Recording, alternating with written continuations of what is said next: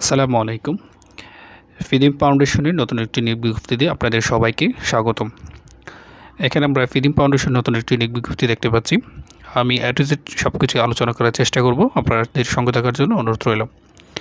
সর্বপ্রথম যে পদটি আমরা দেখতে পাচ্ছি সেটি হচ্ছে জোনাল ম্যানেজার, যেখানে বয়সসীমা হচ্ছে আপনার ৪৫ এবং এই পদের জন্য ন্যূনতম স্নাতক বা স্নাতকোত্তর পাশ করতে হবে এবং এই পদের জন্য অভিজ্ঞতা হচ্ছে ২০ থেকে ২৫ থেকে ৩০টি শাখা পরিচালনা কমপক্ষে ৩ বছরের বাস্তব অভিজ্ঞতা থাকতে হবে এবং এই পদের জন্য বেতন ভালোই দেখা যাচ্ছে। আপনার বেতন হচ্ছে এই পদের জন্য ৭০,০০০ শিক্ষানবিশকালে এবং স্থায়ীকরণের পরে বেতন হবে ৭৮,২১১ টাকা এবং আরও কিছু এখানে শর্তাবলী রয়েছে, আমি একটু দেখানোর চেষ্টা করি। এখানে পুরুষ কর্মী বা কর্মকর্তাদের একক আবাসন ফ্রি এবং নারী কর্মকর্তাদের একক আবাসন ভাতা বাবদ ১৫০০ থেকে ২,০০০ টাকা প্রদান করা হবে এই পদের জন্য। এরপর আছে ২ নম্বর পদটা হচ্ছে এরিয়া ম্যানেজার, যেখানে যদি পদের সংখ্যা উল্লেখ নেই। এরিয়া ম্যানেজার পদের জন্য ন্যূনতম স্নাতক বা স্নাতকোত্তর এবং এই পদের জন্য সংশ্লিষ্ট কার্যক্রমে ক্ষুদ্র ঋণ কার্যক্রমে ৩ বছরের অভিজ্ঞতা থাকতে হবে।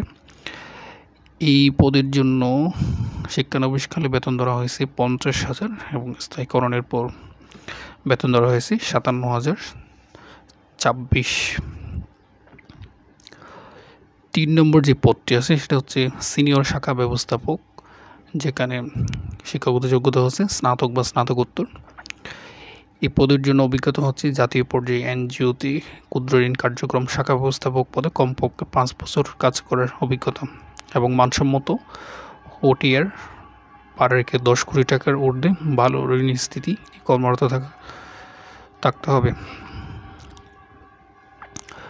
৪ নম্বর হচ্ছে শাখা ব্যবস্থাপক, যেখানে শিক্ষাগত যোগ্যতা স্নাতক বা স্নাতকোত্তর এবং এই পদের জন্য ন্যূনতম ৩ বছরের বাস্তব অভিজ্ঞতা লাগবে।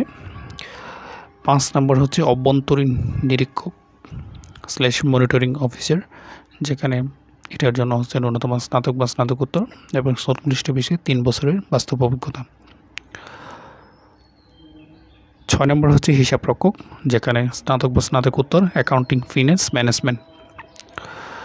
৭ নম্বর হচ্ছে ঋণ সংগঠক, স্নাতক বা স্নাতকোত্তর এবং এই পর্যায়ে হচ্ছে ন্যূনতম ২ বছরের বাস্তব অভিজ্ঞতা থাকতে হবে। ৮ নম্বর হচ্ছে ঋণ সংগঠক, এইচএসসি পাশ করলে চলবে এবং ৯ নম্বর হচ্ছে ঋণ সংগঠক অভিজ্ঞতার প্রয়োজন নেই, যেখানে হচ্ছে স্নাতক বা স্নাতকোত্তর। এই পদগুলির জন্য আবেদন করতে হলে আপনাদেরকে এখানে অন্যান্য শর্তাবলীগুলো রয়েছে, কী সুযোগ সুবিধা আছে সব কিছু ডিটেলস রয়েছে, আমি আপনাদের দেখানোর চেষ্টা করতেছি। এবার আসি কীভাবে আবেদন করবেন। এখানে যে অ্যাড্রেসটি রয়েছে উপরে একটা দেখুন বোল্ড করা একটা অ্যাড্রেস রয়েছে, সেখানে আপনাদেরকে অবশ্যই পাঠাতে হবে। আমি পরে শোনাচ্ছি একবার। সেটা হচ্ছে উপপরিচালক মানব সম্পদ ও RTB বিভাগ বরাবর প্রেরণের জন্য অনুরোধ করা হলো। এখানে ঠিকানাটি হচ্ছে Fidim foundation plot A/76 road W1